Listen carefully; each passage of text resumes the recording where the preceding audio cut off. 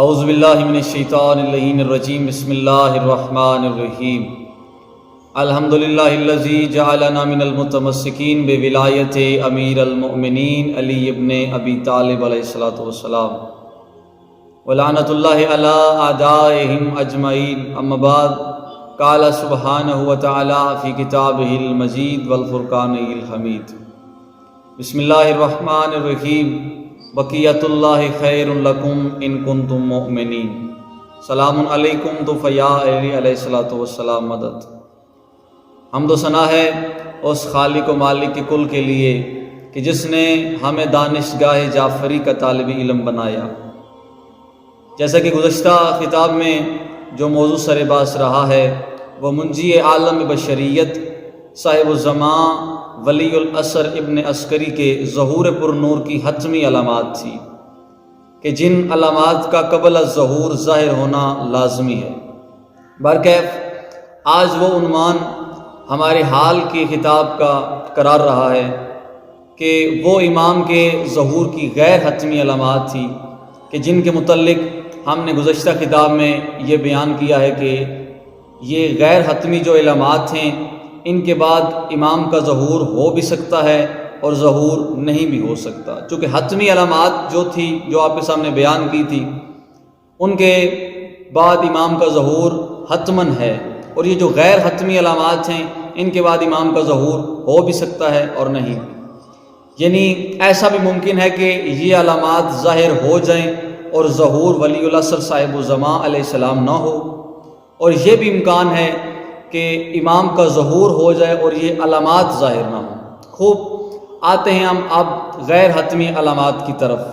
کہ جن کی فہرست بہت طویل ہے، یعنی بعض حضرات نے یہ غیر حتمی علامات جو لکھی ہیں یہ سینکڑوں سے گزر کر یہ ہزاروں تک لکھ دی ہیں، یعنی بہت ساری روایات لکھ دی ہیں غیر حتمی علامات جو ہیں، اور حقیقت امر یہ ہے کہ ان میں اکثر باتیں جو علامات نہیں ہیں بلکہ وہ ایک علامت ہے نا امام عصر کی کہ امام کا ظہور تب ہوگا جب دنیا میں ظلم و جور بھرا ہوگا، یعنی ظلم و جور سے دنیا بھر چکی ہوگی، یہ اس کی تفصیلات میں آ رہی ہیں بہت ساری غیر حتمی علامات، اور یہی وجہ ہے کہ ان علامات میں برائی کا تذکرہ موجود ہے۔ جہاں میں علماء علام نے بہت ساری فہرست بیان کی ہے، اس میں امام عصر کے ظہور کی غیر حتمی علامت کی مختصر فہرست ہم آپ کے سامنے رکھیں گے کہ مسجد کوفہ کی دیوار کا منہدم ہو جانا، شط فرات سے کوفہ کی گلیوں میں نہر کا جاری ہو جانا، شہر کوفہ کا تباہی کے بعد دوبارہ آباد ہونا، یہ امام کی غیر حتمی علامات میں آ رہا ہے۔ دریائے نجف میں پانی کا جاری ہو جانا، فرات سے نجف کی طرف نہر کا جاری ہو جانا، ستارہ جدی کے قریب ایک دمدار ستارہ کا ظاہر ہونا، دنیا میں شدید قسم کا قحط پیدا ہونا، اکثر شہروں اور ملکوں میں زلزلہ اور طاعون کا پیدا ہونا، یعنی زلزلہ بھی ہوگا شدید قسم کا، اور طاعون ایک بیماری ہے اس کا پیدا ہونا، اور مسلسل قتل و غارت کا ہونا، قرآن مجید کا زیورات سے آراستہ ہونا جو آج ہو رہا ہے، مساجد میں سونے کا کام ہونا، اور میناروں کا بلند ترین ہو جانا، اور مسجد براسہ کا تباہ ہو جانا۔ یعنی اگر انسان یہ باتیں سن کے اپنے گرد و نواح میں دیکھے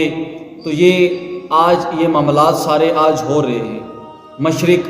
زمین میں ایک ایسی آگ کا ظاہر ہونا کہ جس کا سلسلہ 3 یا 7 روز تک جاری رہے گا، سارے آسمان پر سرخی کا پھیل جانا امام کی غیر حتمی علامت میں آ رہا ہے۔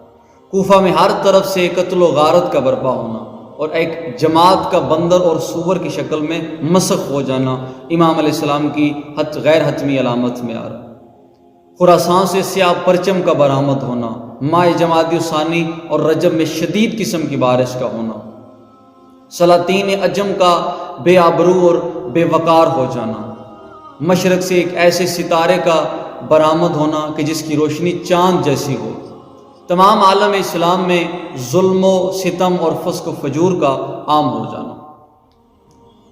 یعنی جو علامات امام زمانہ علیہ السلام کے ظہور کی غیر حتمی علامات ہیں، جس کے بارے میں مولا کائنات امام المتقیان امام علی علیہ السلام نے بیان فرمایا، امام فرما رہے کہ جب لوگ نماز کو مردہ بنا لیں گے امانتوں کو ضائع کرنا شروع کر دیں گے، جھوٹ کو جائز بنا لیں گے، سود کھائیں گے، رشوت لیں گے، امانتوں کو انتہائی مستحکم بنا دیں گے، دین کو دنیا کے عوض بیچ ڈالیں گے، احمقوں کو استعمال کریں گے، عورتوں کو مشیر بنا لیں گے۔ عورتوں کو مشیر بنانا یعنی خواتین سے مشورہ لیا جائے گا، اقربا سے قطع تعلق کر لیں گے، خواہشات کا اتباع کریں گے، خون کو سستا بنا دیں گے، تحمل کو دلیل کمزوری اور ظلم کو باعث فخر سمجھ لیں گے، وزراء ظالم ہوں گے اور رفاق خائن ہوں گے، جھوٹی گواہیوں کا زور ہوگا، یعنی فجور کو اعلانیہ انجام دیا جائے گا، قرآن مجید کو زیورات آراستہ کیا جائے گا، مسجدوں میں نہر کا کام ہوگا، صفوں میں ازدحام ہوگا، مینار کے طویل ترین ہوں گے، اشراط کا احترام ہوگا، خواہشات میں اختلاف ہوگا، عہد توڑے جائیں گے یعنی وعدے توڑے جائیں گے، عورتوں کو شریک تجارت بنایا جائے گا، رذیل ترین آدمی سردار ہوگا، جھوٹے کی تصدیق کی جائے گی اور خائن کو امین بنایا جائے گا، اور ناچ گانے کا کاروبار عام ہو جائے گا۔ اور یہاں تک بتایا گیا ہے کہ امت کا آخری آدمی پہلے پر لعنت کرے گا، عورتیں گھوڑوں پر سواری کریں گی، مرد عورتوں سے مشابہ ہوں گے، عورتیں مردوں سے مشابہ ہوں گی،